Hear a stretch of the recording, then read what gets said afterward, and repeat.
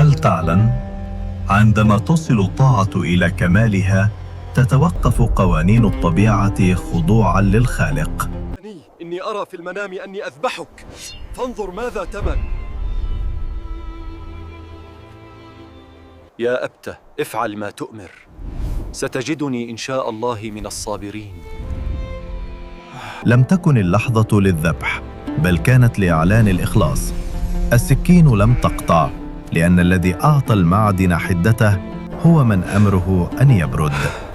يا إبراهيم، أتصدقت الرؤيا، وبشرناه بإسحاق نبياً من الصالحين.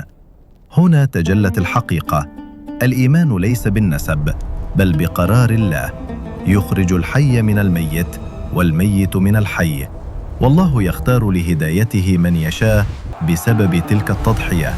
شرف الله بني إسرائيل بالنبأة وأنجاهم من فرعون، وأنزل عليهم التوراة كتاباً هادياً وجامعاً للشرائع. لكن البركة الكبرى كانت مخبوءة في نسل الذبيح إسماعيل، هناك حيث استجاب الله دعاء إبراهيم عند بناء الكعبة. إنه النور الذي أضاء الكون ورحمة للعالمين، سيدنا محمد صلى الله عليه وسلم. هكذا اكتملت الرحلة من تضحية إسماعيل وبشارة إسحاق إلى رسالة المصطفى صلى الله عليه وسلم.